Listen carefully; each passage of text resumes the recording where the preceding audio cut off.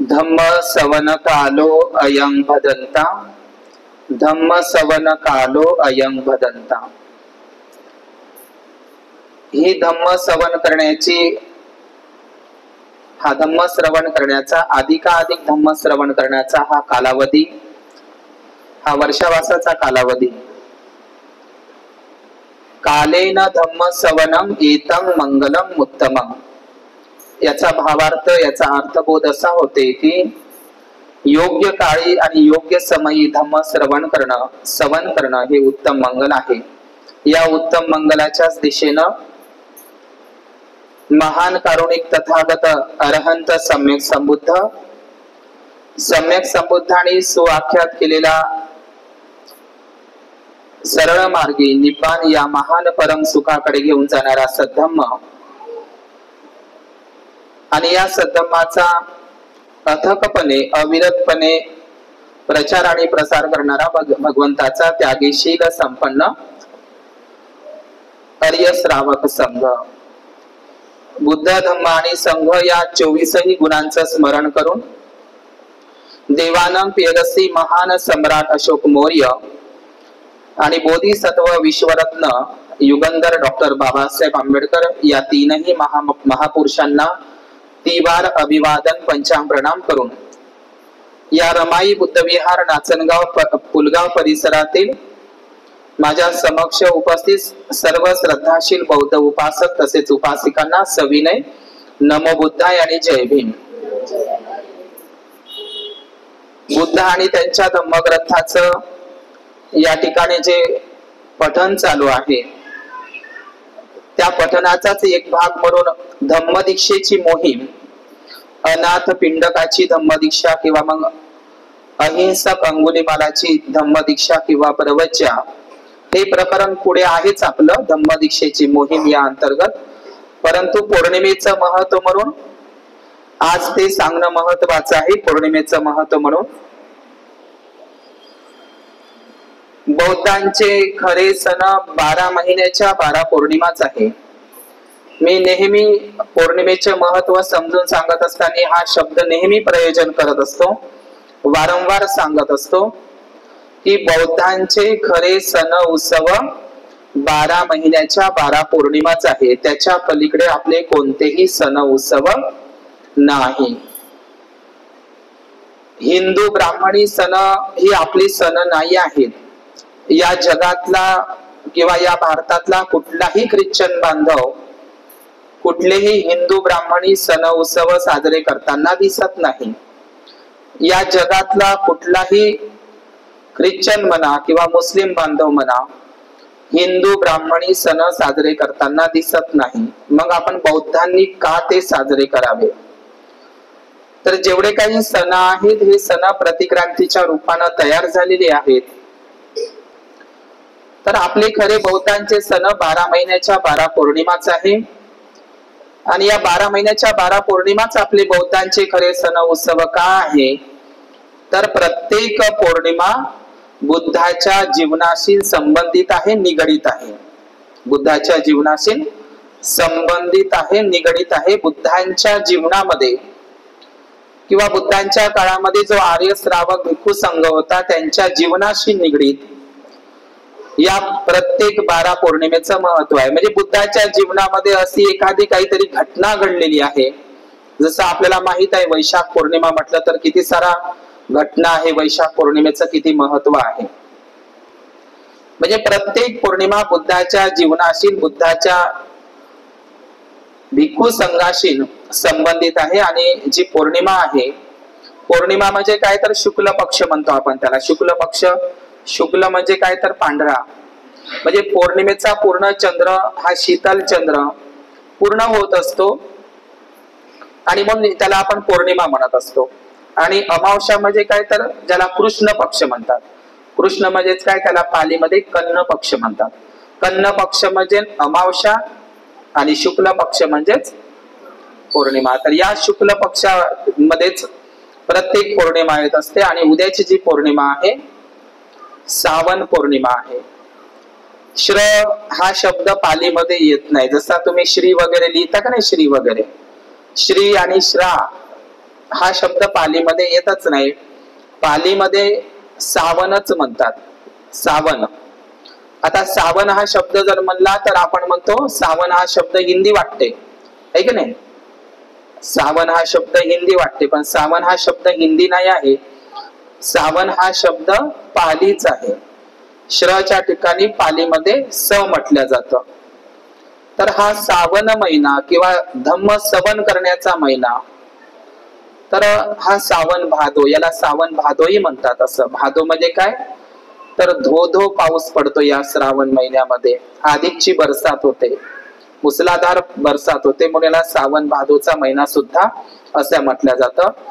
तर या श्रावण पौर्णिमा जी शुक्ल पक्षामध्ये येत असते, तर त्याचं महत्व आपण समजून घेणं महत्वाचं आहे श्रावण पौर्णिमेच्या निमित्तानं.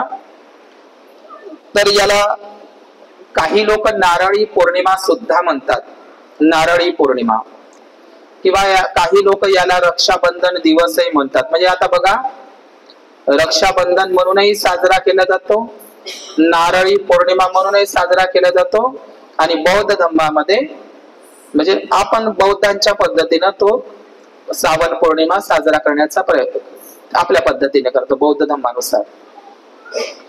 तर पहिलं मी रक्षाबंधनाचा विषय घेतलेलाच आहे. रक्षाबंधनाच्या संदर्भात मी बोलणारच नाही, कारण रक्षाबंधनाच्या संदर्भात मी वेगळा व्हिडिओ बनवलेला आहे. तर नारळी पौर्णिमा जो उद्या खऱ्या अर्थानं म्हटलं जातं, नारळी पौर्णिमा म्हणजेच काय, तर नरबळी पौर्णिमा आहे ती एक प्रकारची. नरबळी पौर्णिमा म्हणजे आपण पाहतो की नारळी पौर्णिमा ही नरबळी पौर्णिमा कशी आहे, तर उत्तर प्रदेशासारख्या एरियामध्ये म्हणजे उत्तर भारतामध्ये, संपूर्ण भारतामध्येच ती प्रथा होती. संपूर्ण भारतात ब्रिटिशांच्या कालखंडामध्ये म्हणा किंवा मुघल कालखंडामध्ये म्हणा किंवा हजारो वर्षापासूनची ती परंपरा होती. एक भयानक विकृत परंपरा होती, ती म्हणजे नरबळी परंपरा. कोणती? नरबळी परंपरा. आताही काही काही थोडे थोडे उदाहरण मिळतातच, खास करून उत्तर भारतामध्ये आणि एमपी आणि राजस्थानच्या एरियामध्ये. तर ही नरबळी परंपरा म्हणजे काय, तर तुम्ही घटना ऐकली असेल, एखादा नवीन पूल निर्माण करायचा असेल तर त्या पुलाला बळी दिला जात होता. पूल निर्माण करायचा, एखादी भल्ली मोठी इमारत उभी करायची आहे तर त्या इमारतीच्या पायव्यामध्ये, पायवे समजलं ना, फाउंडेशन मध्ये, त्याच्यामध्ये बळी देण्याची परंपरा भारतामध्ये होती. आणि बळी कुणाचा दिला जात होता, तर शूद्राती शूद्र अस्पृश्यांचा बळी दिला जात होता. ब्राह्मणांच्या मुलाचा नाही, ब्राह्मण व्यक्तीचा नाही, या 4 वर्णातील 3ही वर्णाचा नाही, तर कोणाचा बळी दिला जात होता? मग अस्पृश्यांचा, शूद्राती शूद्रांचा बळी दिला जात होता. म्हणजे पुलाचं बांधकाम करायचं आहे, नव्या मोठ्या इमारतीचं भव्य स्ट्रक्चर उभं करायचं आहे, तर तिथं बळी दिला जात होता. ही नरबळी परंपरा ब्रिटिशांच्या कालखंडामध्ये तसा कायदाच तयार झाला, आणि भारतीय संविधानानुसार आता तर नरबळी करताच येत नाही, लपून छपून होताना दिसतात आपल्याला. मग बाबासाहेबांचं जेव्हा भारतीय संविधान आलं, है की नाही, तर भारतीय संविधानाच्या अनुसार आज अटक होत असते. नरबळी ही जी परंपरा आहे, नरबळी बंद झाली, परंतु प्रतिक्रांतीच्या रूपामध्ये काही ब्राह्मण विकृत लोकांनी आजही ती नरबळी परंपरा सुरूच ठेवली आहे. परंतु ते मात्र आता कुठल्या जीवाची किंवा कुठल्या अस्पृश्यांची, शूद्राती शूद्रांचा बळी देत नाही आता ते, पण बळीचं प्रतिकात्मक म्हणून नारळ फोडल्या जात. नरबळी आणि नारळी सारखा शब्द आहे की नाही. नरबळीचं रूपांतर ब्राह्मणवादी लोकांनी प्रतिक्रांतीच्या रूपामध्ये नारळी पौर्णिमा म्हणून प्रेझेंट करण्यात आलेला आहे. अनेक भिक्खूंच्या मतामध्ये तुम्ही ऐकलं असेल, आणि मीही तुम्हाला सांगण्याचा प्रयत्न करतो की नारळ फोडणे म्हणजे भिक्खूंचे डोके फोडणे होय, असं तुम्ही ऐकलं असेल मोठ्या मोठ्या भंतेजीकडून. किंवा आपण कुठलाही परित्राण पाठाचा कार्यक्रम घेत असतो किंवा कोणताही आपल्या घरी मंगल प्रसंग असते, परंतु मात्र आपण नारळ फोडत नाही. पण इतर धर्मामध्ये मात्र त्याला श्रीफळ म्हणून नारळ फोडण्याची परंपरा आहे. म्हणून नारळ फोडणं म्हणजे भिक्खूंचे डोके फोडणे होय. पुष्यमित्र शुंगाने जेव्हा पुष्यमित्र शुंग, हा पुष्यमित्र शुंग ब्राह्मण सेनापती ज्यांनी एका भिक्खूचे डोके कापून आणण्यासाठी 100 सोन्याच्या काशार्पण म्हणजे मोहरा त्यानं बक्षीस म्हणून जाहीर केल्या होत्या. कोणी? पुष्यमित्र शुंगानं, या ब्राह्मण सेनापतीनं एका भिक्खूंचं डोकं कापून जर आणलं तर 100 सोन्यांच्या मोहऱ्या 100 सोन्याच्या मोहऱ्या बक्षीस दिल्या जात होत्या त्यावेळी. आणि म्हणून त्या काळामध्ये भिक्खूंचं डोकं कापून आणलं. आता भिक्खूंचं डोकं कापून आणत होते ते लोक, असं कलम करत होते आणि ते भिक्खूंचं डोकं मग पुष्यमित्र शुंगासमोर आणत होते. तर काही लोकांनी माहितीये का काय केलं, काही लोक काय करत होते, जे सर आणत होते भिक्खूंचं राजा त्या पुष्यमित्र शुंगासमोर पेश करत होते, तर तेच सर पुन्हा ते पिशवीमध्ये घेऊन जायचे आणि पुन्हा हत्या न करता पुन्हा तेच सर घेऊन येत होते आणि पुन्हा अजून त्या 100 सोन्याच्या काशार्पण मोहरा राजांकडून पुन्हा प्राप्त करून घेत होते. मग पुष्यमित्र शुंगाच्या लक्षात आलं, म्हणून त्यांनी काय केलं की भिक्खूंचं जे डोकं आहे तर ते तुम्ही जसं नारळ तुम्ही घेतलं तर नारळाच्या तुम्ही वरचं पूर्ण बुचा वगैरे काढा, ते सगळं काय आहे तर त्याच्यामध्ये तुम्हाला जसं भिक्खूंचं डोकं दिसते का नाही, तसंच नारळाचं वरचं ते पूर्ण जर काढलं तुम्ही तर ते भिक्खूंच्या डोक्यासारखंच दिसतं. समजलं का? तर मग पुष्यमित्र शुंगांनी एक युक्ती लढवली की मग त्या साकेतची घटना सांगतो आम्ही. तिथं सरयू नदी आहे, सरयू. त्या नदीचं प्राचीन नाव घग्गर नदी आहे, पण ते सरयू नाव कशावरून पडलं तर या साकेत मध्येच या पुष्यमित्र शुंगाची सत्ता होती खऱ्या अर्थानं. पंडित राहुल सांकृत्यायन हे सुद्धा ओलगाटू ग्रंथामध्ये असं लिहितात की पुष्यमित्र शुंग दुसरा तिसरा कोणी नसून तो रामच आहे की नाही. तर हा जो भिक्खू भिक्खूंचे जे डोके आणल्या जात होते, तर मग एक भल्ला मोठा दगड ठेवून दोन्ही हाताने भिक्खूंचं डोकं पकडायचं आणि असं म्हणजे दोन्ही हाताने म्हणजे उभ्यानं असं बसून नाही, जसं नारळ वगैरे तुम्ही बसून फोडता का नाही, तर दोन्ही हाताने ते डोकं उभ्यानं ते पकडायचं आणि असं खाली धाड दिशेने ते दगडावर फोडायचं. म्हणजे एकदम चेंदा मेंदा भिक्खूंचं डोकं, इतकं भयानक आणि क्रूर पद्धतीनं. आणि मग ते जे भिक्खूंचं डोकं आहे तिथपर्यंतच थांबायचे नाही, तर ते मग नदीमध्ये किंवा समुद्रामध्ये फेकून द्यायचे. म्हणजे कोणासाठी? समजलं? ते खाण्यासाठी. म्हणजे बघा किती भयानक. म्हणून त्या नदीचंच नाव सरयू नदी आहे, आजही आहे ते. सरयू म्हणजे काय, भिक्खूंच्या सरांनी एवढी नदी गच्च भरलेली होती. ती आजही आपण पाहतो नारळी पौर्णिमामध्ये, खास करून कोकणात आणि महाराष्ट्रामध्ये समुद्राला किंवा नदीला नारळ अर्पण करण्याची परंपरा आहे. हे इथूनच त्याचं हे पाळमुळं आपल्याला दिसतं. तर हे भिक्खून म्हणजे नारळ फोडणं खऱ्या अर्थानं भिक्खूंचं डोकं फोडणं आहे. हे मला हेच सांगायचं आहे. नारळ घरी आणून ते एक प्रकारचं फळ आहे आणि ते फळ आपण आणून सेवन केलं हे ठीक आहे, परंतु विहारामध्ये आपल्या मंगल कार्यालयामध्ये आपण नारळ फोडू नये. का फोडू नये?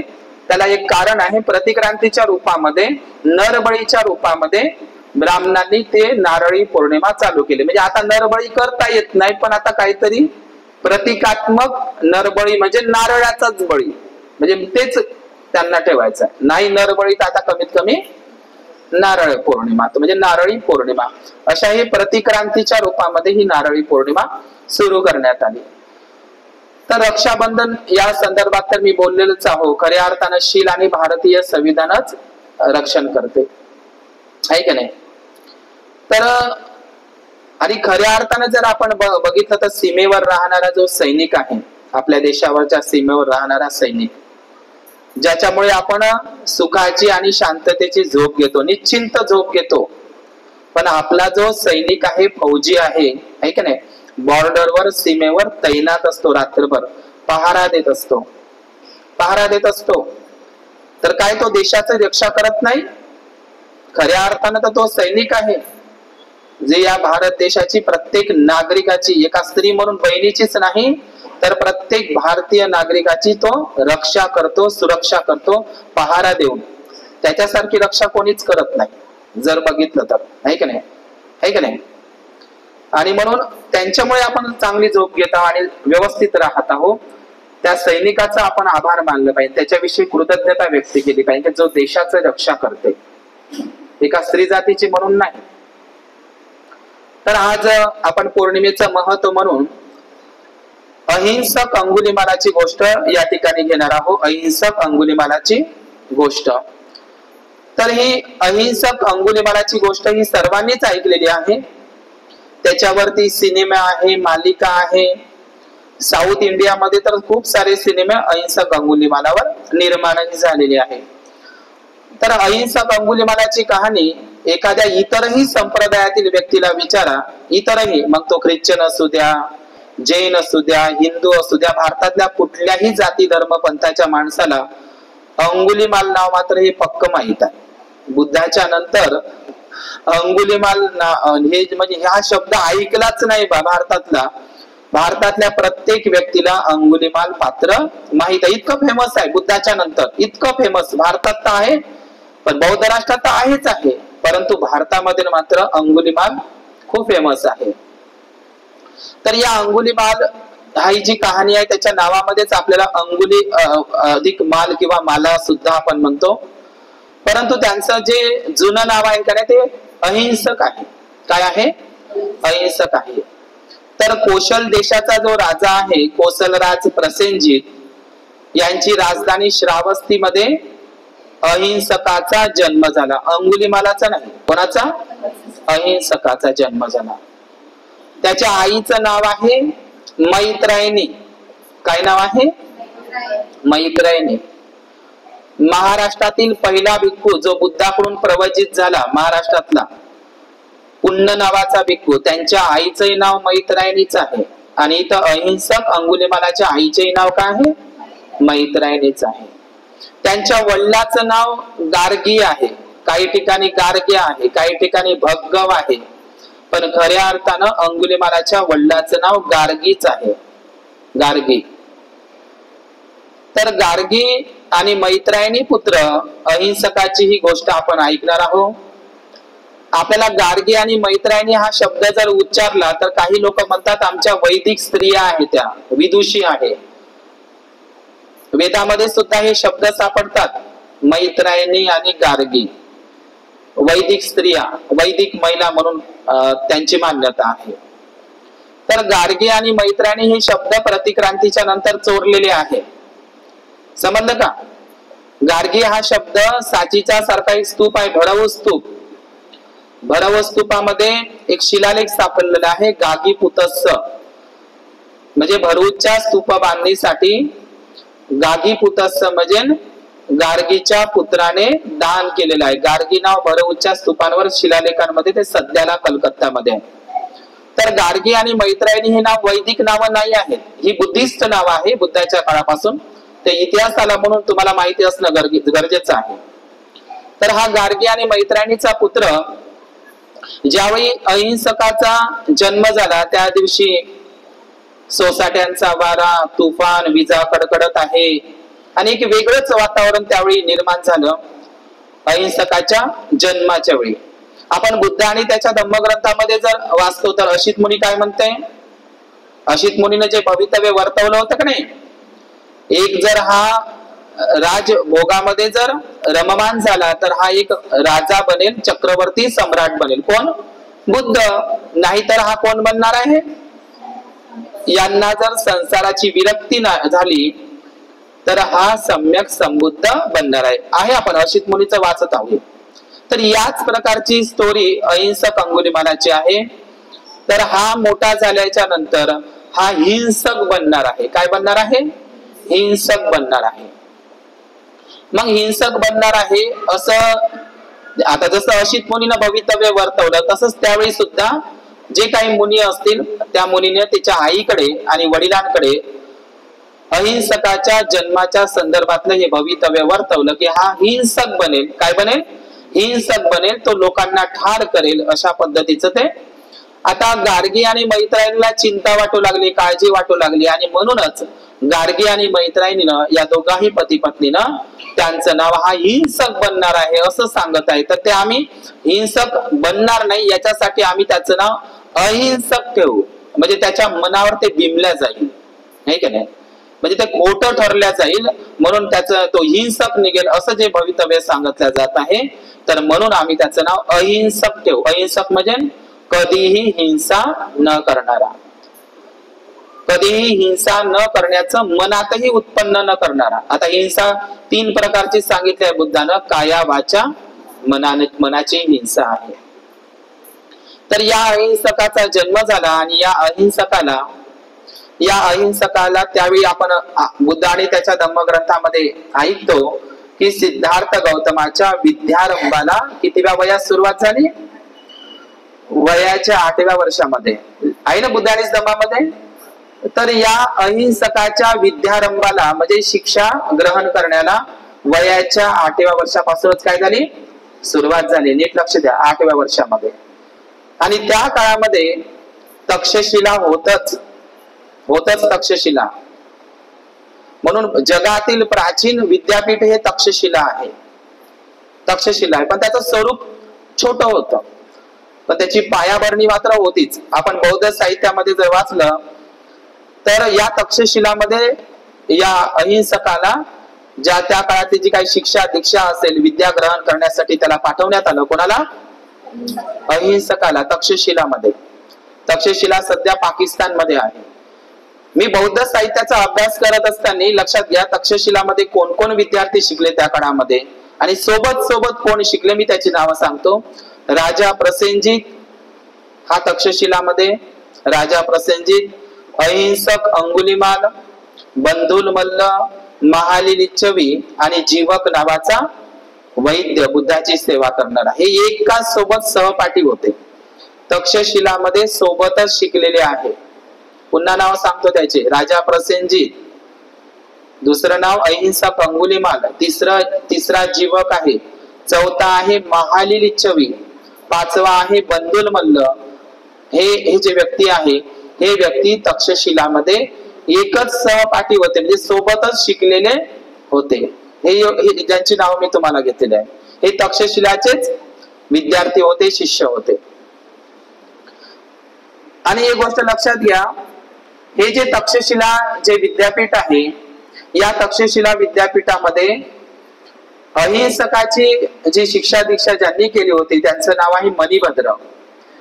हे त्यांचे मणिभद्र हे त्यांचे गुरु, आणि मणिभद्रला त्यांची पत्नी होती, गुरुपत्नी म्हणून तिचं नाव उल्लेख आलेला नाही. तर मणिभद्र आणि त्यांची जी पत्नी आहे, अहिंसकाचे जे आहे की नाही शिक्षा दीक्षा गुरु, तर हे शिक्षा दीक्षा गुरु मणिभद्र आणि त्यांची जी पत्नी आहे त्यांना मूलबाळ नव्हते.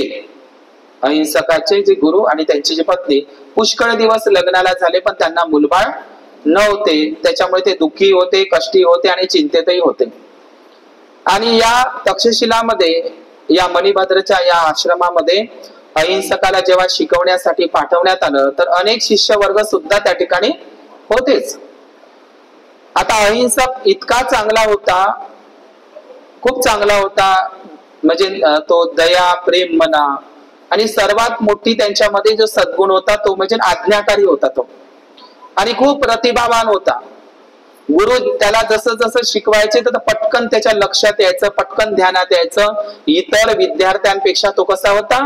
हुशार होता, चाणाक्ष होता, प्रज्ञावान होता, आज्ञाकारी होता, स्वभावानं खूप छान होता. आता स्वभावानं खूप छान आहे, हुशार आहे, चाणाक्ष आहे, आज्ञाकारी आहे, काम ऐकणारा आहे, तर कोणाला त्याचा लढा वाटणार नाही. त्याच्यातही मणिभद्र आणि त्यांच्या पत्नीला मूलबाळ नसल्यामुळे अहिंसकाचे ते जास्त जीव लावत होते, अहिंसकाला जास्त जीव लावत होते, त्याचा लाड करत होते, त्याचा म्हणजे हेवा करत होते.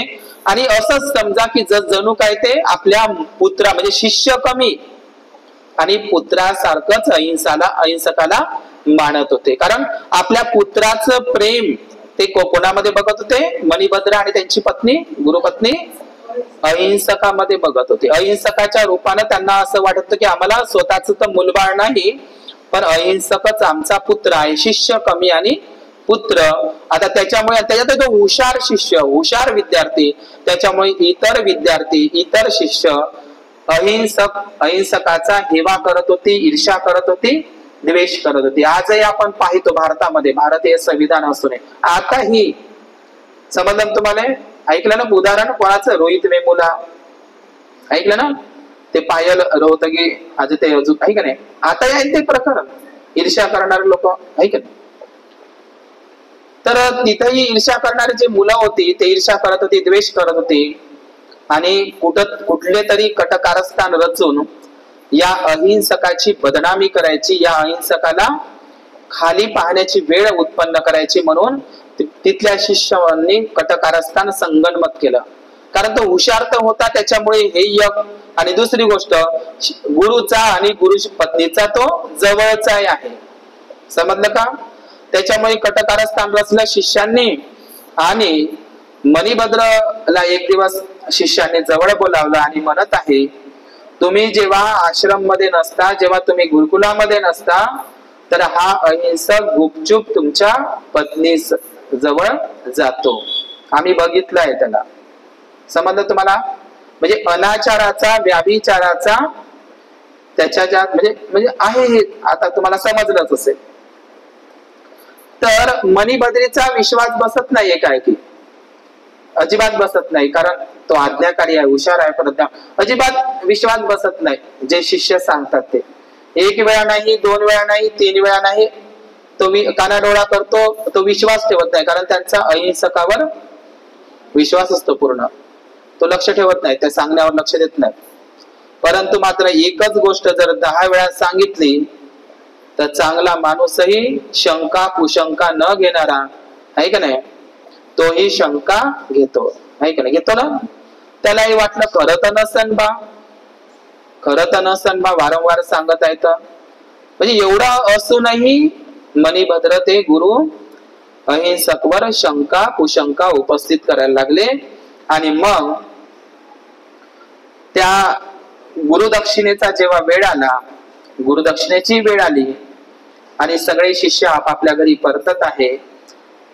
बाकीच्या शिष्यांना त्या गुरुने जे मागायचं ते अजिबात मागितलं नाही. मात्र अहिंसकाला काय म्हणत आहे, काय म्हणत आहे अहिंसकाला, की तू 999 माणसाची हत्या करून त्याची एक उंगली माझ्या समोर पेश करायची आहे, आणायची आहे.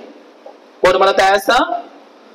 अहिंसकाचे गुरु मणिभद्र त्याला आदेश देत आहे, गुरुदक्षिणा मला तुझ्याकडून हवी. हे अहिंसक रागारागामध्ये शंका पकडत आहे तो, त्याच्या मनामध्ये ती पाप भावना उत्पन्न झाली, नाही व्हायची झाली. आणि तो काय म्हणत आहे की मला 1000 लोकांचे 999च आहे ते, तर 999 लोकांचा तू खून करून त्याची एक उंगली कापून माझ्या समोर गुरुदक्षिणा म्हणून तू पेश करायची आहे. आता अहिंसक मी तुम्हाला आधी सांगितल्याप्रमाणे तो आज्ञाकारी होताच. आणि मग तो गुरुच्या गुरुदक्षिणेसाठी त्याने मग ती मोहीम चालवली. त्याचं नावच अहिंसक आहे, ज्याच्या मनामध्ये आतापर्यंत तरी तो गुरुकुलामध्ये शिकत असताना, आतापर्यंत तरी आज्ञेत असताना गुरुच्या, आतापर्यंत तरी त्याच्या मनामध्ये हिंसा करण्याचं उत्पन्न झालं नव्हतं. हिंसा करण्याचं केवळ कायनच नाही तर त्यानं काया वाचा मनानं कुठल्याही प्रकारची हिंसा केलेली नव्हती इथून. परंतु मात्र गुरुच्या दक्षिणेसाठी आज्ञा म्हणून तो त्या ठिकाणी निघाला. आणि श्रावस्तीमध्ये जालिनी नावाचं वन आहे, आता इथे श्रावस्तीच्या जेतवनापासून अगदी जवळ आहे. तर या जालिनी नावाच्या भयानक वनामध्ये, श्रावस्तीच्या जेतवनाच्या त्या प्रदेशामध्ये त्याने एक ठिकाण निवडलं, घनदाट असं जंगल, जालिनी नावाचं ते जंगल, ते वन निवडलं. आणि त्या ठिकाणी तो एक भरगच्च असा एक मोठा सपाट असा दगड त्याने बघितला, उंच असा दगड, पहाडासारखा, डोंगरासारखा. आणि त्याच्यावर बसून तो येणाऱ्या जाणाऱ्या वाटसरूंची वाट पाहत बसायचा. आणि जे जे लोक वाटेमध्ये सापडेल, मग ते गुराखी राहो का मेंढपाळ राहो का कोणी राहो, मग ते स्त्री राहो का बालक राहो का बच्चा राहो का माता, कोणीही राहो, त्याला वयाचं काही घेणं देणं नव्हतं. लहान बालक आहे म्हणून, बालिका आहे म्हणून किंवा म्हातारा आहे म्हणून याची तो काही हयगय करत नव्हता. सर्वच याचे तो काय करायचा, एवढा क्रूरपणे हत्या करत होता. कोण? अहिंसक अंगुलिमाल. आता त्याच्या भीतीनं त्या दिशेनं त्या रस्त्यानं लोक जाणं सोडून दिलं होतं लोकांनी त्या दिशेनं जाणं.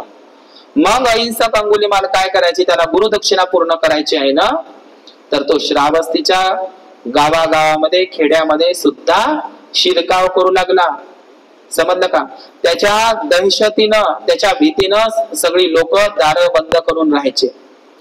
तर तो जबरदस्तीनंही कधी कधी दरवाजातून सुद्धा लोक न्यायचे. म्हणजे तो त्या दिशेने लोकच जाणार नाही तर त्याची गुरुदक्षिणा कशी पूर्ण होणार का? मग तो गावातही प्रवेश करता, गावातही दहशत. तर त्याच्या भीतीनं काही गावातले लोक श्रावस्तीकडे गेले राजाच्या आश्रयामध्ये. म्हणजे खेडेच्या खेडे श्रावस्ती त्या कौशल प्रदेशातले अनेक गावं ओसाड पडले. कोणाच्या भीतीमुळे? राजाच्या संरक्षणाखाली गेले. ते श्रावस्तीला गेले, मदत मागायला गेले. गावाच्या गाव ओसाड पडली, नगरच्या नगर ओसाड पडली. कुणाच्या भीतीनं? अहिंसकाच्या भीतीनं. पण काही आपले लोक का नाही बोलत असताना काही बोलतात. तो दरोडेखोर होता म्हणते अंगुलिमाल. सांगा आता दरोडेखोर काय? दरोडा काय? त्यासाठी बँकेचा दरोडा असते बापा. एखाद्या रस्त्यानं जात असन तर त्याच्यापाशी खजाना असन तर त्याचा खरा खजाना लुटासाठी, बाईचे दागिने लुटासाठी दरोडेखोर तो असते बा. अंगुलिमाल दरोडेखोर गीत वगैरे नव्हता. काही आपले लोक मूर्खपणाला चोरही होता म्हणते तो. अरे कसा चोर नाही ना अंगुलिमाल? अंगुलिमाल चोर होता का? होता तो? दरोडेखोरही नव्हता तो. मग काही आपण म्हणतो है की नाही? कोणी होता पण तो चोर नव्हता. चोर याकरिता नव्हता काय? तो रस्त्यावरच्या वाटेतल्या लोकांचं धन लुटत होता काय? कुठल्या स्त्रियांच्या किंवा पुरुषांच्या अंगावरचे दागिने ओरबाडत होता तो. सोनं नाणं, गळ्यातले, नाकातले, पायातले, कानातले काही. म्हणजे एखाद्या स्त्रीच्या अंगावरच तो दागदागिने लुटत नव्हता किंवा रस्त्याने जाणाऱ्या लोकांचं तो धनही लुटत नव्हता. तर तो काय करत होता? त्याला सोन्या नाण्याशी घेणं देणं होतं का? नाही. त्या धनसंपत्तीशी काही घेणं देणं नव्हतं. त्याला फक्त काय करायचं होतं? एका उंगलीसाठी अख्ख्या माणसाचा जीव आहे का नाही? एका माणसाची उंगली कापली तर माणूस जिवंत राहते ना? राहते का नाही? पाय कापला तरी जिवंत राहते का नाही? मग एका माणसाची उंगली कापासाठी एकच उंगली. बरं एवढ्या उंगल्या नाही, एवढ्या उंगल्या नाही. अंगुलिमालाने एक चालाकी केली असते. माणसाला राहते ना 10 राहते ना उंगल्या, तर 10 घेऊन गेला असता पटपट. पण त्याचा गुरु एवढा हुशार होता. काय पाहिजे मला? हे उंगली. लक्षात ठेवा, मी बारकाईने सांगत आहोत. अंगुलिमाल तर संपली असते का? हे करांगळी, हे ढबारणी नाही, मोठीवाली. समजलं का? अरे 5-5 10 999 करायला किती वेळ लागला असता? एका माणसाचे तर 10 बोट होते. पण त्याच्या गुरुनं काय सांगितलं? फक्त मला तू करंगळी ते उंगली हे करंगळी छोटीशी घेऊन यायची आहे, त्याची माळा तू माझ्याकडे घेऊन यायची आहे गुरुदक्षिणा म्हणून. तर तो चोरही नव्हता, दरोडेखोरही नव्हता. तो गुरुदक्षिणा म्हणून तो त्याचं कर्तव्य बजावत आहे प्रामाणिकपणे, आज्ञा पाळत आहे की नाही? तो प्रज्ञावान आहे, त्याला सगळं समजत आहे. पण गुरुदक्षिण्यासाठी तो काहीही करायला तयार होता. आणि त्याच्या गुरु तर त्याला सजा देऊ शकत नव्हता, कारण मुलाप्रमाणे त्याचा सांभाळ केला होता. आणि जरी दोषारोपण जरी झाला असेल तर गुरुला वाटलं की आपल्या हातून हे हत्या होऊ नये किंवा कुठल्या ह्याच्या प्रकारे काही होऊ नये. एक युक्ती लढवली गुरुनं की हा जेव्हा मी याला 999 लोकांची गुरुदक्षिणा म्हणून जर उंगली आणायला सांगेल तर 999 लोकांच्या हातातून एकाच्या तरी हातातून हा मारल्या जाईल. म्हणजे माझी गुरुदक्षिणाही पूर्ण होईल आणि माझा जो बदला आहे याच्या माध्यमातून दुसराच कोणीतरी याचा काटा काढेल. 999 पैकी याला कोणी नाही कोणीतरी भेटणारच आहे आणि कुणाच्या तरी हा हातातून मारल्या जाईल. या युक्तीनं गुरुनं त्याला ते गुरुदक्षिणा आणायला सांगितलं होतं. समजलंय तुम्हाला? आईने अहिंसक इतका हे होता, अहिंसक अंगुलिमाल, का हरणाच्या मागे धावत होता, हरणाला पकडू शकत होता पुढे जाऊन, हरणाच्याही पुढे जाऊन हरणाला पकडू शकत होता, घोड्याच्याही पुढे जाऊन घोड्यालाही पकडू शकत होता. युद्ध कला कौशल्यामध्ये सगळ्याच प्रकारची विद्या होती त्याच्याकडं. समजलं का? चिकित्सा विद्याही होती त्याच्याकडं, हेतू विद्या, शब्द विद्या, शिल्प विद्या आणि हे सगळे युद्ध कला कौशल्य सगळं होतं. सर्व प्रकारच्या विद्यामध्ये निपुण होता. कोण? अंगुलिमाल. आणि दुसरी गोष्ट, मग त्या ठिकाणी 10 जरी लोक त्या ठिकाणी आले तरी 10 लोकांचा तो काय करता, बळी त्या ठिकाणी जात होता. म्हणजे तो 10 लोकांना पुरून उरेल इतक्या पद्धतीनं तो प्रत्येकाची हत्या करायचा आणि एक एक उंगली तो आपल्या गळ्यामध्ये त्याचं माळा विणून त्याची काय करायची, तो माला करायचा. उंगलीची काय करायचा, माळा किंवा माला. त्या उंगलीची माला करून तो आपल्या गळ्यामध्ये परिधान करायचा. म्हणून त्याचं नाव अहिंसक न राहता मग काय राहिलं, अंगुलीमाल पडलं. त्याचं आधीचं नाव तर त्याच्या आईनं अहिंसक ठेवलं, मनातही हिंसा उत्पन्न न करणारा. पण ती अंगुलीमाला त्याने परिधान जेव्हापासून केली तेव्हापासून लोक त्याला अंगुलीमाला नावानं ओळखल्या जाऊ लागले. आणि एवढी दहशत त्या श्रावस्तीच्या पोसेल देशामध्ये सगळे लोक राजाच्या दरबारी जात आहे. सगळी बायका लेकरं राजाच्या दरबारी जात आहे आणि संरक्षण मागत आहे. राजाला बोलत आहे उलट सुलट, तुमच्या राज्यामध्ये या पोसेल प्रदेशामध्ये तुम्ही काय करत आहात. तर राजा काय करायचा, राजा प्रसेनजितानं मग आपलं सैन्य सोडले. कशासाठी, अंगुलीमालाला पकडायचं, त्याला मृत्यूदंड द्यायचा. त्या काळामध्ये मृत्यूदंड होताच, एकतर हत्तीच्या पायाखाली देत होते नाहीतर त्याला फासावर तरी लटकवत होते. मग राजा प्रसेनजितानं आपले राजसैनिक जेव्हा पाठवले जात होते तर राजसैनिकांना सुद्धा तो 40-40, 50-50 लोकांना तो एकटाच पुरून उरत होता आणि ते सैनिक सुद्धा मारल्या जात होते. राजा प्रसेनजिताचे मारल्या जात होते अंगुलीमालाच्या हातानं. राजा परेशान होता, त्रस्त होता. एवढी दहशत. मग माहित आहे का, राजा प्रसेनजिताचे जेवढे काही राजसैनिक आहे का नाही, सैनिक, ते बुद्धाकडे येऊ लागले आणि बुद्धाकडं नतमस्तक होऊ लागले, हात जोडू लागले, गयावया करू लागले. तथागता म्हणे, राजा प्रसेनजिताच्या दरबारामध्ये आम्ही राजसैनिक म्हणून काम करत आहोत. काय करत आहोत, राजसैनिक म्हणून आम्ही काम करत आहोत दरबारामध्ये. आणि त्या अंगुलीमालाला पकडून आणण्यासाठी, ठार मारण्यासाठी राजा प्रसेनजित आम्हाला रोज पाठवतो. काही सैनिक मारल्या गेलेले आहे. आता आमची वेळ आहे, आम्हालाही आता पुन्हा जावं लागेल. तर ते राजसैनिक बुद्धाला म्हणत होते, अहिंसक अंगुलीमालाला पकडण्यासाठी राजा आम्हाला पाठवणार आणि त्या अहिंसकाच्या हाताने आम्ही ठार मारल्या जाईल. त्याच्यापेक्षा म्हणे, बुद्धा हे श्रमण गौतमा, हे शास्ता, आम्हाला प्रवचित करा, भिक्खू बनवा. कोण म्हणत आहे असं, ते राजसैनिक त्या प्रसेनजिताचे भीतीनं अंगुलीमालाच्या हातून मरण्यापेक्षा त्याच्या वाटेचं जीवर परिधान करून प्रवचित झालेलं बरं. समजलं का, ते भीतीनं भिक्षू बनायला लागले. संख्या कमी होत चालली होती. कोणाची, राजा प्रसेनजिताची. कहाणी तर संपली असते, मी तुम्हाला त्याची बारकाईनं सांगण्याचा प्रयत्न करता. तर भीतीनं तर तथागतांनी राजा प्रसेनजिताच्या राजसैनिकांना, त्या सैन्यांना आपल्या भिक्खू संघामध्ये प्रवचित केलं नाही. का केलं नाही केलं, याचा अर्थ काय,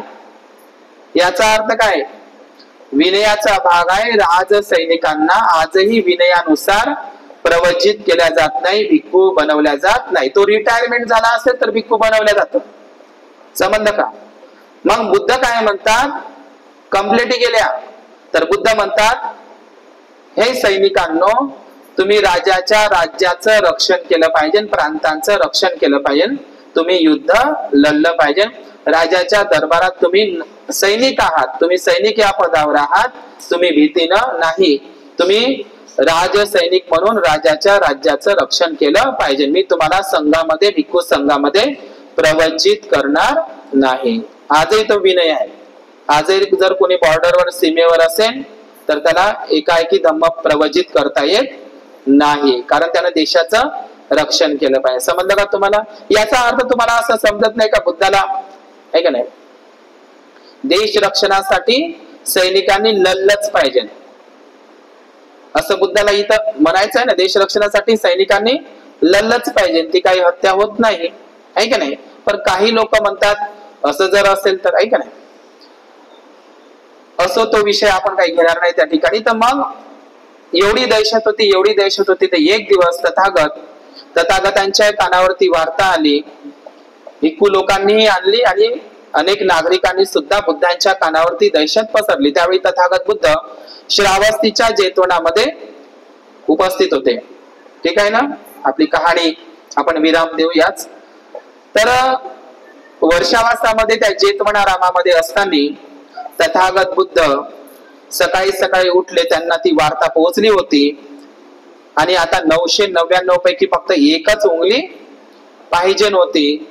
आता त्याची गुरुदक्षिणा पूर्ण होणार होती, अहिंसकाची, अंगुलिमालाची। तर तथागत बुद्ध त्या जालिनी वनाच्या त्या दिशेने निघाले, जिथं भयानक त्या क्रूर म्हणजे अरण्यामध्ये अंगुलिमाल राहत होता। त्या ठिकाणी तथागत पोहोचले, निघाले। त्या ठिकाणी वाटेमध्ये अनेक बायका मुलांनी त्यांना अडवलं, गुराख्यांनी अडवलं, मेंढपाळांनी अडवलं त्यांना, की तथागता, हे श्रमण गौतमा, हे शास्ता, हे सम्यक संबुद्धा, ज्या दिशेनं तुम्ही जात आहात ना त्या दिशेनं जाऊ नका।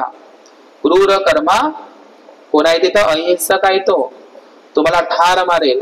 परंतु तथागतांनी मात्र कोणाचंही ऐकलं नाही आणि ज्या दिशेनं जाऊ नका म्हटलं त्या दिशेनंच बुद्ध गेले। समजलं का? आणि जात असताना बुद्ध त्या दिशेनं जात असताना अहिंसक अंगुलिमाल तो पाहतच होता रस्त्यानं, कारण त्या रस्त्यानं आता कोणीही जात नव्हतं, जाण्याची हिंमतही करत नव्हता। खूप दिवस झाले होते त्या वनानं जायचे, फक्त त्याची आता शेवटचीच गुरुदक्षिणा होती, तो फक्त आता शेवटच्याच गुरुदक्षिणेचं वाट पाहत होते, शेवटच्याच बोटाची उंगलीची तो वाट पाहत होता। आणि बुद्ध जात असताना बुद्धाची चाल म्हणजे सती संपजान अवस्था, बुद्धाची चाल म्हणजे नरसिंह गाथाप्रमाणे गजराजासारखी। गजराज म्हणजे काय? हत्तीची जशी चाल आहे ना, हत्ती जास्त धावतही नाही आणि हत्ती जास्त आरामानेच आहे, हत्तीच्या गजराजाच्या चालीप्रमाणे बुद्ध चालत आहे आणि अहिंसक अंगुलिमाल बुद्धाच्या माग धावत आहे। कोण? अंगुलिमाल धावत आहे। अहिंसक अंगुलिमाल हरणाला पकडू शकत होता, घोड्याला पकडू शकत होता, पण बुद्ध ज्या नेहमीच्या चालीप्रमाणे चालत आहे, मंद चालीनं चालत आहे, पण बुद्धाला मात्र पकडू शकत नव्हता।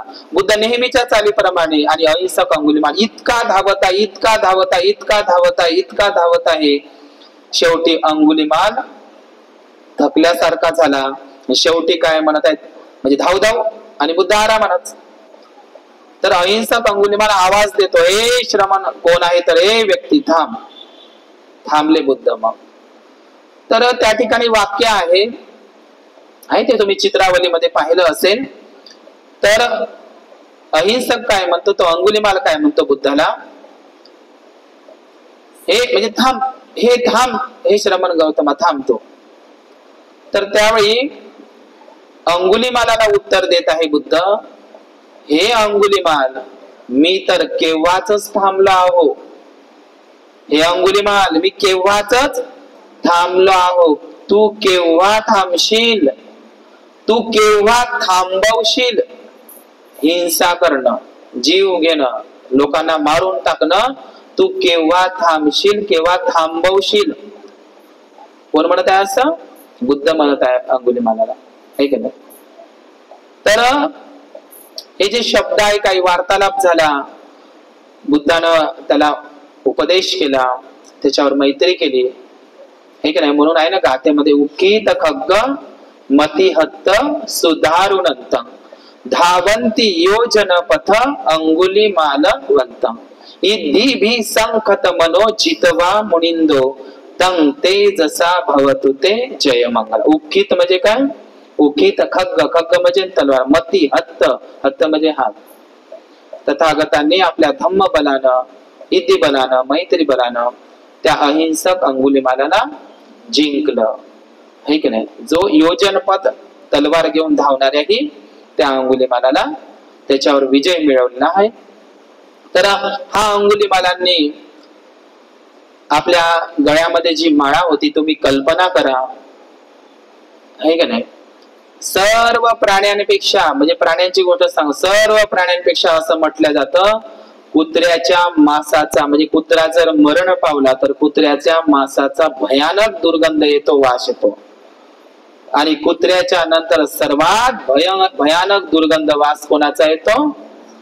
माणसाच्या मांसाचा. भयानक, कुत्र्यापेक्षाही एवढा दुर्गंध बुद्धानं सांगितलंय, सकलो दुर्गंध, कुत्र्यापेक्षाही भयानक. आता तुम्ही तर पाहिला नसेल, कारण आपण ठेवतच नाहीत ना. कुत्र्यापेक्षा आणि इतर प्राण्यांपेक्षा मनुष्याच्या मांसाचा, सडलेल्या मांसाचा किती भयानक व दुर्गंध वास येतो. तुम्ही कल्पना करा, अहिंसक अंगुलिमाल जेव्हा ते अंगुलिमालाचं ते गळ्यापाशी घालत असेल, काय त्याला दुर्गंध येत नसेल? येत नसेल का? दुर्गंध येत नसेल? अंगुलिमाल कधी कधी ती माळा झाडाला लटकून ठेवायचा आणि कधी कधी तर तो ते मांस गळून पडेल किंवा कुठले पशु पक्षी झाडाला लटकून ठेवले तर ते पशु पक्षी खातील, माझी गुरुदक्षिणा पूर्ण होणार नाही, मग कुठले कीटक प्राणी खातील, म्हणून तो सदैव गळ्यातच ठेवायचा. थोड्या वेळासाठी ठेवायचा, लक्ष ठेवत पर्यंत, आणि नंतर तो गळ्यातच ठेवायचा. तुम्ही कल्पना करा किती दुर्गंध येत असेल त्या माणसाला, शरीराविषयी किती आहे ना दुर्गंध, किती वास घाण. काय त्याचा अनित्याचा बोध झाला नसेल त्याला? बुद्धाने तर त्यांना मार्गदर्शन केलंच नंतर, परंतु त्याला अनित्याचा बोध झाला नसेल. झाला नसेल. अनित्याचा बोध म्हणजे काय? हे शरीर कसं आहे? नश्वर आहे, नाशवंत आहे, सडणारा आहे, दुर्गंधीचं घर आहे. आता अंगुलिमालाला सांगायची काय गरज आहे, कारण त्यानं ते अनुभवलेलं आहे. कारण त्यानं ते माणसाचे ते बुद्धानं असं जरी सांगितलं की अंगुलिमाल, मनुष्याचं शरीर सकलो दुर्गंध असते, दुर्गंधीनं भरलेलं असते, हे काया दुर्गंधीनं असते, नाशवन असते, नश्वर असते, खूप दुर्गंधी असते या मांसाची. पण अंगुलिमालाला त्याचा पूर्ण अनुभवच होता. काय बुद्धांना आहे की नाही, त्याला अनित्याचा बोध झाला, शरीर कसं नश्वर आहे, कसं दुर्गंधीचं घर आहे, कसं दुर्गंधयुक्त आहे, हा त्याचा अनित्याचा त्याला बोधही झाला. बुद्धाने त्याला मार्गदर्शन केलं. बुद्ध काय म्हणत आहे? अहिंसका, अहिंसका, तुझ्यामध्येही एक चांगला मनुष्य अजूनही जिवंत आहे, त्याला तू संधी दे. पण अहिंसक म्हणते नाही नाही नाही, आता मी क्रूर आहो, अनेक लोकांची हत्या केलेली आहे, खूप मोठं माझ्याकडून भयंकर पाप झालेला आहे. बुद्ध म्हणतात, अरे तू तुझ्यामध्ये एक चांगला व्यक्ती लपलेला आहे, तू त्याला संधी दे. काय मला तुमच्या या धम्माचा मार्ग मला मिळू शकेल काय? मी प्रवचित होऊ शकतो, ग्रहण होऊ शकतो? बुद्ध म्हणतात, ये, मी त्याच्यासाठीच तर आलो तुझ्याकडे, मी चालत आलो तुझ्याकडे. लोक म्हणत होते मला जाऊ नका, तरी पण मी तुझ्याकडे चालत आलो. कारण बुद्धाला आधी मध्य अंताचं जाणकारी होते, ते सर्वज्ञ होते, संपन्न होते, लोकविदू होते, शेवटचीच गुरुदक्षिणा होते, शेवटच राहिलं होतं ना पोट. बुद्धाला वाटलं की हा मारल्या जाईल कोणाच्या हातानं, आतापर्यंत तर नाही मारल्या, पण होऊ शकते शेवटच्या उंगलीच्या टायमाला हा मारल्या जाईल, चांगली गोष्ट आहे, आपण गेलंच पाहिजे. बुद्धाने मैत्री बलानं, ते इद्दी बलानं त्याला जिंकून घेतलं. समजलं का तुम्हाला? आणि जिंकून घेतल्यानंतर त्याने ते आपल्या गळ्यातली अंगुली, ते जे माळा आहे अंगुळीची, ते फेकून दिली एका गड्ड्यामध्ये, तलवार बाजूला फेकून दिली. त्याने आपल्या डोक्याचे, दाढीचे, मिशीचे सगळे केस काढले, मुंडन केलं, काशाय वस्त्र, पीत वस्त्र धारण केलं. बुद्धाने धम्मामध्ये तर असंही लिहून आहे की चातुर महाराजिक देवता सुद्धा त्यांना भिक्षापात्र आणि चिवर घेऊन आले आहे. बुद्धाने त्याच्या धम्मग्रंथामध्ये चातुर महाराजिक असं लिहिलेलं आहे शब्द. तर नंतर मग त्यांनी चिवर वगैरे घेतलं आणि नंतर मग ते भिक्खू संघामध्ये प्रवचित झाले. श्रावस्तीच्या जेतवनामध्ये भगवान बुद्धांचा मूल गंधकुटी विहारामध्ये वर्षावाद चालूच होता. आणि मग श्रावस्तीचा राजा, तुम्हाला माहीतच आहे कोण? राजा प्रसेनजित. तो दिवस, तो बुद्धाचं प्रवचन ऐकायला जायचाच तो नित्य नेमानं प्रवचन ऐकायला. पण यावेळी तो प्रवचनालाही जात आहे आणि बुद्धाला एक खबरही द्यायला जात आहे. बुद्धा, आपल्या कौशल प्रदेशामध्ये, आपल्या माझ्या या राज्यामध्ये अंगुलिमालाची दहशत आहे, तो लोकांना मारतो, माझ्या सैनिकांनाही मारतो, सैनिकांनाही ठार करतो, सैनिकांचाही जीव घेतो, त्याची दहशत आहे. बायका लेकरं खूप भीतीमध्ये आहे, भयामध्ये आहे, गावं ओसाड पडलेली आहे, लोक घराच्या बाहेर निघत नाही, वाटेनं जात नाही, असं सगळं तो सांगण्यासाठी जात आहे. आणि बुद्धाकडे ही हकीकत कोणाची? पण मी तुम्हाला सांगितलंय, त्याने आधीच काय केलंय? दाढीचे, मिशीचे, डोक्याचे केस काढलेले आहे, हातात मातीचे भिक्षा पात्र घेऊन, काशाय पीत वस्त्र परिधान करून तो आता काय झालेला आहे? भिक्खू झालेला आहे, प्रवचित झालेला आहे, हे याची चाहूल म्हणजे प्रसेनजित राजाला नव्हती. प्रसेनजित राजा गेला, तथागताचं प्रवचन वगैरे त्यांनी ऐकलं आणि प्रवचन झाल्याच्या नंतर राजा प्रसेनजित काय म्हणते बुद्धाला, बुद्धा, श्रमण गौतमा, शास्ता, आपल्या या कौशल प्रदेशामध्ये अहिंसक अंगुलिमालाची दहशत आहे आणि तो सगळ्यांना ठार करतो. माझे राज सैनिकही पाठवतो, सैन्य पाठवतो, पण त्यालाही तो ठार करतो. मी काहीच करू शकत नाही, प्रजा त्रस्त आहे आणि प्रजा माझ्यावर संरक्षणासाठी आलेली आहे. मी राजा असून सुद्धा शस्त्रानं, तलवारीनं, अवजारानं काहीही करू शकत नाही, सैनिकही काही करू शकत नाही. मी राजा जरी असं, राजाही मी काहीच करू शकत नाही. आता काय करावं? मी गुडघे टेकलेले आहे, माझ्याकडे काही इलाज नाही. कोणाला म्हणत आहे? मी तुम्हाला लोक भाषेत सांगत आहो. बुद्धाला म्हणत आहे. तर राजा प्रसेनजिताला बुद्ध असं म्हणतात. आता आपण बुद्ध आणि त्याच्या धम्मग्रंथामध्ये ही स्टोरीज आहे की हे प्रसेनजित राजन, हे राजा, मी तुम्हाला असा अंगुलिमाल दाखवला तर कसा अंगुलिमाल? राजा प्रसेनजित म्हणते, ज्याने आपल्या डोक्याचे केस काढलेले आहे, मुंडन केलेले आहे, दाढीचे मिशीचे केस काढलेले आहे, ज्याने हातात भिक्षापात्र, मातीचे भिक्षापात्र घेऊन दारोदारी धम्मचारिका भिक्षापात्र मागण्याचं व्रत घेतलेला आहे, जो एका आहारी जीवन जगत आहे, जो पानाती पाता म्हणजे प्राणी हत्या करत नाही, म्हणजे तो चोरी करत नाही, व्याभिचार अनाचार करत नाही, खोटे बोलत नाही आणि कुठलंही मद्यपान करत नाही. म्हणजे असं शिलाचं पालन करणारा, हातात मातीचं भिक्षापात्र घेऊन दारोदारी भिक्षाटन करण्याचं व्रत धारण करणारा असा अंगुलिमाल, काशाय पीत वस्त्र घेतलेला, प्रवचित झालेला असा अंगुलिमाल तुम्हाला जर मी दाखवला तर राजा प्रसेनजित म्हणते, बुद्ध असं होऊ शकत नाही, असं होऊ शकत नाही. पण नाही राजा, मी तुम्हाला असा अंगुलिमाल दाखवला तर तो नाही, दाढी मिशी वाढलेला क्रूर, ते केस वाढलेला, तलवार वगैरे तो क्रूर, असा नाही. मी तुम्हाला असा काशाय पीत वस्त्र घेतलेला, भिक्खू बनलेला दाखवला. तुम्ही काय कराल? तुम्ही कराल काय? तर राजा प्रसेनजित बोलतो बुद्धाला, बुद्धा म्हणते, मी माहित आहे का काय करीन? अंगुलिमालाच्या त्या समोर जाईल आणि गुडघे टेकून त्याला मी काय करीन? पंचांग प्रणाम करीन, त्याला वंदन करीन. कोणाला? अंगुलिमाला. नक्की का? आणखी काय कराल तुम्ही? मी त्याला भिक्षापात्र दान करीन, चीवर दान करील, त्याला आवश्यक असलेल्या बुद्धानीच धम्मामध्ये लिहून आहे, मी त्याला जीवनावश्यक वस्तू दान करीन, त्याला वंदन करीन गुडघे टेकून. इतकंच नाही, मी माझ्या डोक्यावरचा हिऱ्या मोत्याचा राज मुकुट डोक्यावरचा काढून त्याला काय करीन? वंदन करीन, त्याला तिवार पंचांग प्रणाम करीन, त्याला शरण जाईल, त्याला अभिवादन करीन. राजा असून मी त्याला सर्व काही करीन, सर्व प्रकारे त्याला मदत करील.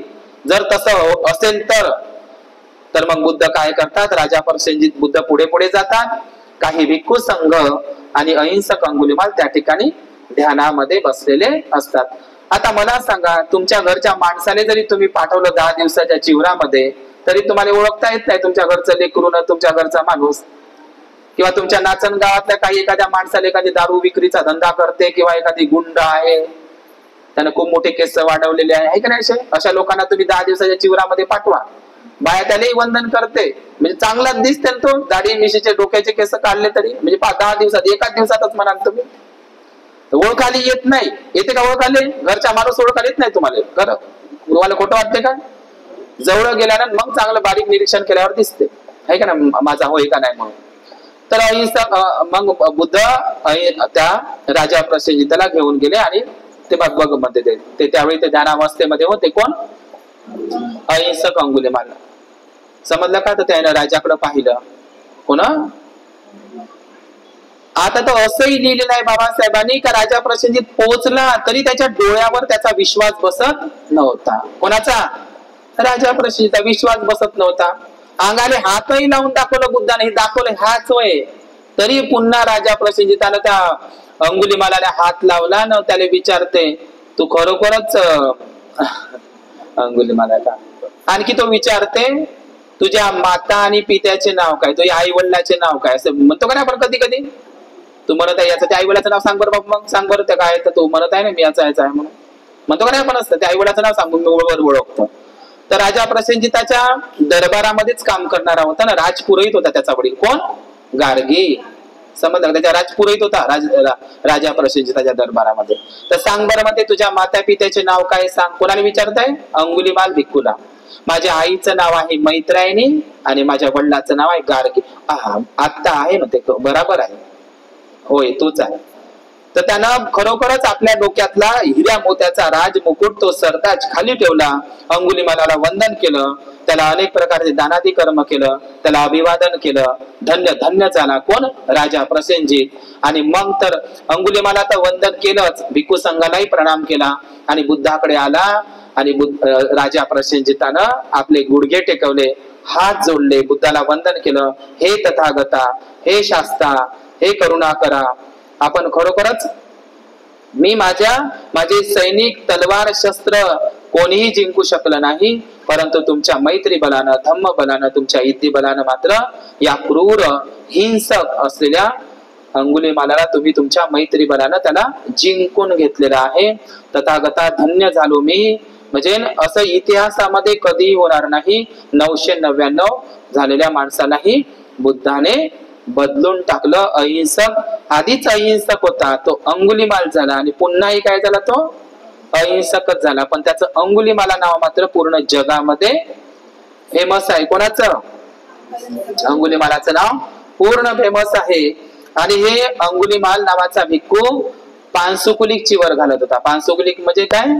त्याने बुद्धाला असं वचनच मागितलं, बुद्धा मी पानसुकुलीच म्हणजे ठिगड्याचं चिवर घालेन, मी फक्त चारिकेवरच जगेन, भिक्षाटनावरच, आणि मी फक्त अरण्यातच राहील. त्याचं व्रत आहे ते, हे की नाही? सगळ्याच भिक्खूंना कंपल्सरी नाही आहे ते.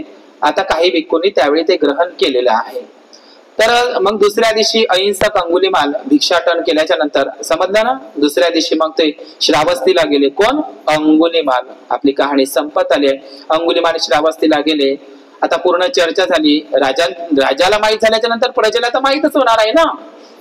परंतु ज्यांच्या मुलाचा, ज्यांच्या कुटुंबातील लोकांचा जीव गेला होता, जसा अंगुलीमाल पहिल्या दिवशी चारिकेला निघाला, लोकांनी त्याला शिवीगाळ केली, कोणी दंडा फेकून मारला, समजलं ना, काडी फेकून मारली, कोण दगडानं मारलं, कोण ढेकडानं मारलं, कोण त्याच्यावर म्हणजे जीवघेणा हल्ला केला, खूप मारलं. तर जसं अंगुलीमालाला पहिला दगड मारला ना, त्याच्या डोक्याला लागला आणि डोक्यातून रक्तांच्या धारा वाहू लागल्या. इतकंच नाही, दुसरा दगड आणखी पुढे चालू लागला. तो भिक्षाटन करत असताना त्यानं भिक्षाटन तर दिली नाही त्या दुसऱ्या माणसानं त्याच्या भिक्षा पात्रानेच दगड फेकून मारला. तर त्याचं भिक्षा पात्र मातीचा चिपोरे झाले, भिक्षा पात्र फुटलं, त्याचं डोकसं फुटलं, रक्तबंबाळ झाला, पूर्ण रक्तबंबाळ चिवर झालं. त्याचं रक्तबंबाळ चिवर, भिक्षा पात्रामध्ये रक्त जमा झालं होतं, ते फुटून ते पूर्ण भिक्षा पात्राला लागलं, पूर्ण खापोऱ्या झाल्या ते पूर्ण. आणि अंगुलीमाल एवढा रक्तबंबाळ चिवरामध्ये बुद्धाकडे आला, पण त्यानं मात्र प्रतिकार केला नाही. कल्पना करा तुम्ही, जो माणूस 10 माणसांना, 40 माणसांना मारत होता एवढा क्रूर पद्धतीनं, मात्र लोक त्याला आता मात्र दगडानं मारत आहे, पण तो प्रतिकार करत नाही. बघा, म्हणजे कल्पना करा, काय तो करू शकत नव्हता? चिवरही घेतल्याच्या नंतर करू शकत होता, त्याकडे तेवढी ताकद होती, परंतु बुद्धानं मात्र त्याला जिंकून घेतलं होतं त्याला. म्हणून अंगुलीमालाच्या संदर्भातच ही धम्मपद बुद्धाने वापरलेला आहे. एखादा तरुण भिक्खू, अंगुलीमालालाच उच्चारून आहे, हा उदाहरण आहे बुद्धाचं. ज्याप्रमाणे पौर्णिमेचा चंद्र काळ्या ढगाच्या आडून पूर्ण जगाला प्रकाशमान करतो, तर तरुण वयामध्ये झालेला भिक्खू, समजलं का तुम्हाला, सगळ्या जगाला प्रकाशमान करत असतो. तरुण वयामध्ये झालेला भिक्खू, समजलं तुम्हाला? ही अंगुलीमालाला उद्देशून केलेलं उदाहरण आहे भगवान बुद्धाने. बुद्धाकडे गेले, भिक्षाटन तर मिळाली नाही, रक्तबंबाळ भुकेनं तहानेनं व्याकुळ. बुद्ध म्हणत आहे, हे अंगुलीमाल, सहन कर अंगुलीमाल, सहन कर अंगुलीमाल, सहन कर अंगुलीमाल.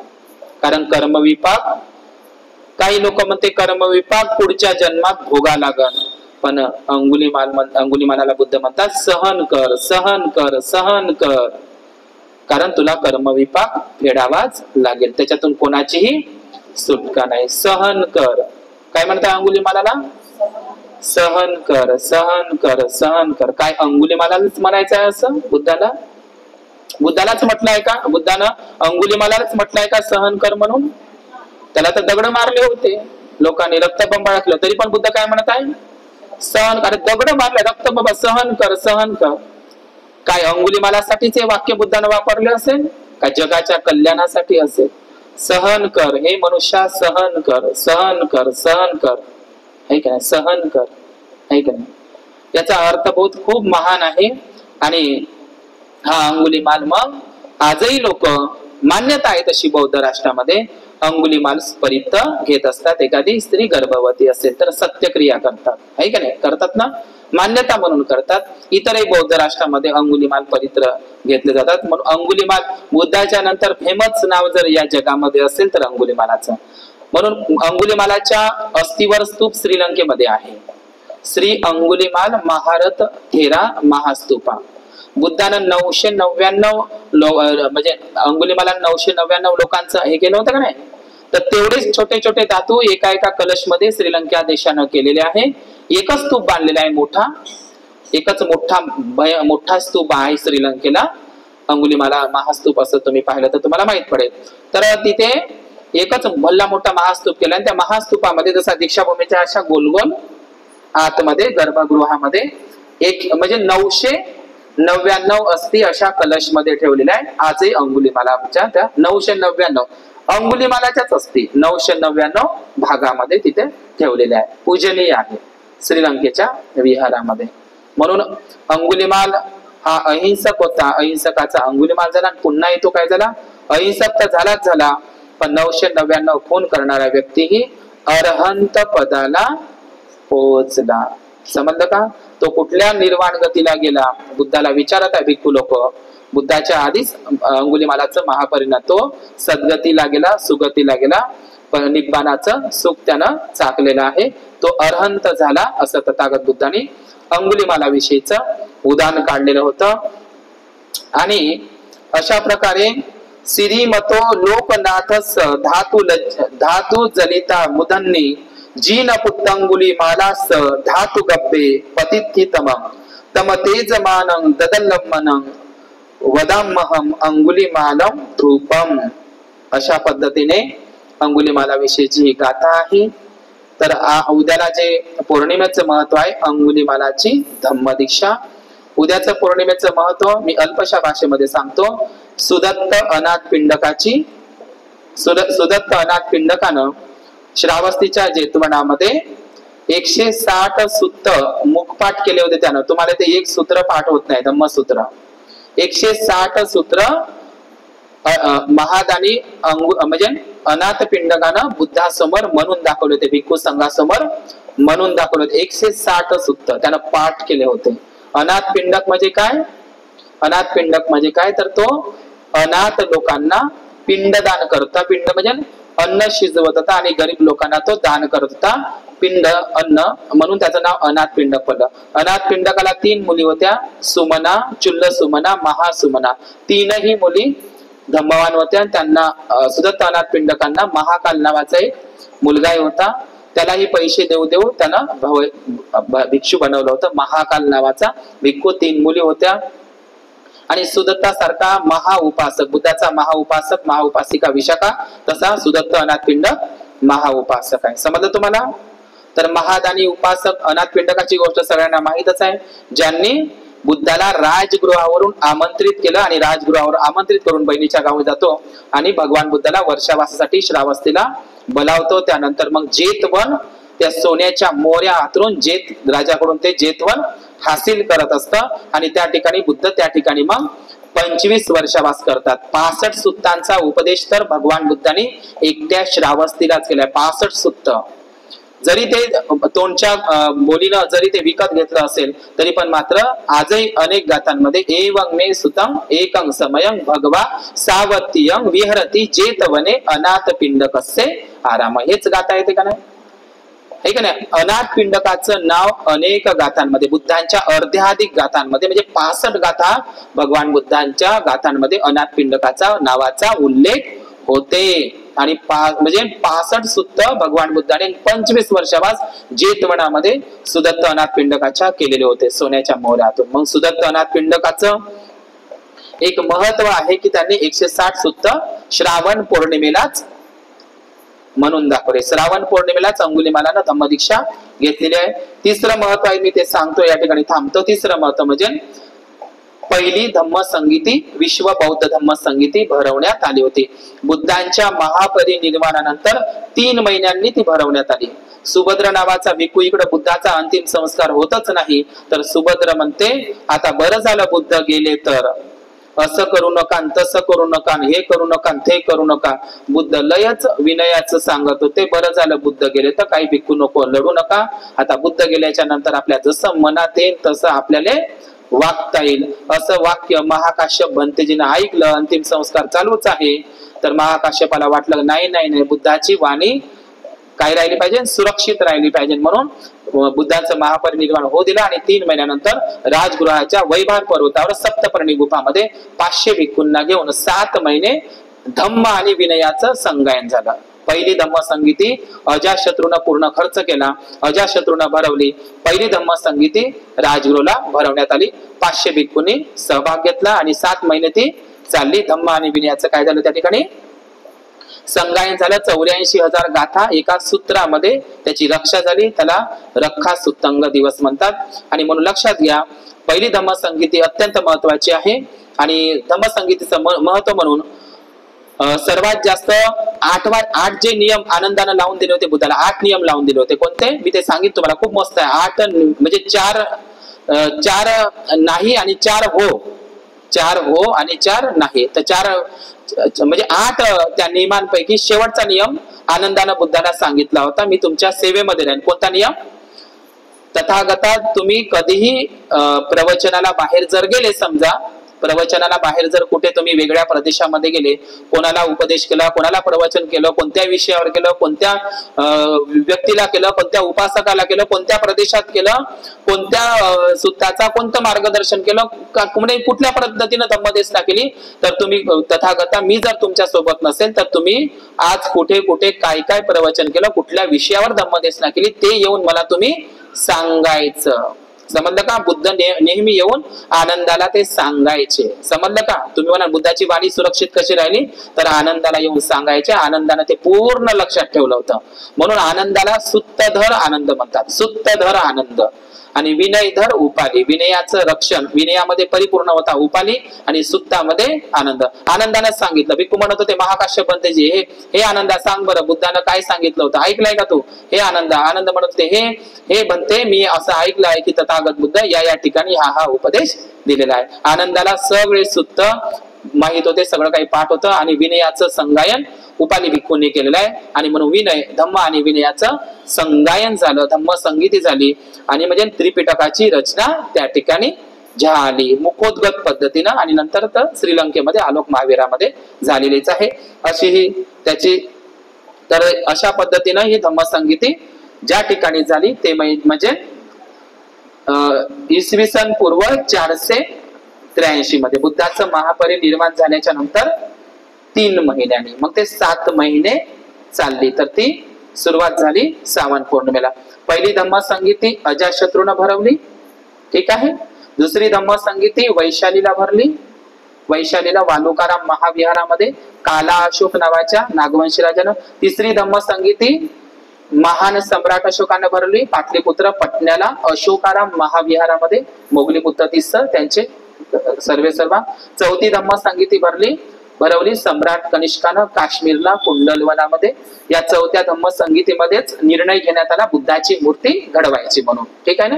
बुद्धाची मूर्ती आता तयार करायची असं धम्म संगीतीमध्ये, 4थ्या धम्म संगीतीमध्ये. त्याच्यामध्ये सप्पकामी अश्वघोष हे नेतृत्व करणार होते सम्राट कनिष्कानं. किती झाली? 4. 5वी भरली श्रीलंकेमध्ये आलोक महाविहारामध्ये. आणि ती धम्म संगीती श्रीलंकेचा राजा अभयवट्ट गामिनी. आणि 6वी भरली ब्रह्मदेश म्यानमारला. त्या 6व्या धम्म संगीतीमध्ये स्वतः डॉक्टर बाबासाहेब आंबेडकर उपस्थित होते, ठीक आहे. या 6 धम्म संगीत्या तशा 8 आहे, पण 6 धम्म संगीत्या महत्वपूर्ण आहे, 8ही आहे. तर या ठिकाणी अशा प्रकारे अहिंसक अंगुलीमालाची धम्मदीक्षा सुदत्त अनाथ पिंडकानं 160 सुत्त भिक्खू समोर बुद्धासमोर म्हणून दाखवले. आणि पहिली विश्व धम्म संगीती, बौद्ध धम्म संगीती, धम्म आणि विनयाचं संगायन श्रावण पौर्णिमेला झालेलं आहे. तर याच ठिकाणी आजचं हे विशेष धम्मदेशना. आपण उशिरानं आलात आणि उशिरानं सुटका आहे तुमची, कारण विषय लय मोठा होता. आहे की नाही. तर या ठिकाणी थांबतो. भवतु सब्ब मंगल भवतु सब्ब मंगल भवतु. शरणार्थी धम्म पालन. नथि मे शरणं अयं बुद्धो मे शरणं वरं एतेन सच्च वचेन होतु मे जय मंगल. नथि मे शरणं अयं धम्मो संघो मे शरणं वरं एतेन सच्च वचेन होतु मे जय मंगल. सब्ब पापस्य अकरणं कुशलस्य उपसंपदा सचित्त परियोदपनं येतं बुद्धान शासनं. साधु साधु. बुद्धांना नमामि. सर्वांचं मंगल हो, सर्वांचं कल्याण हो. सुखी हो.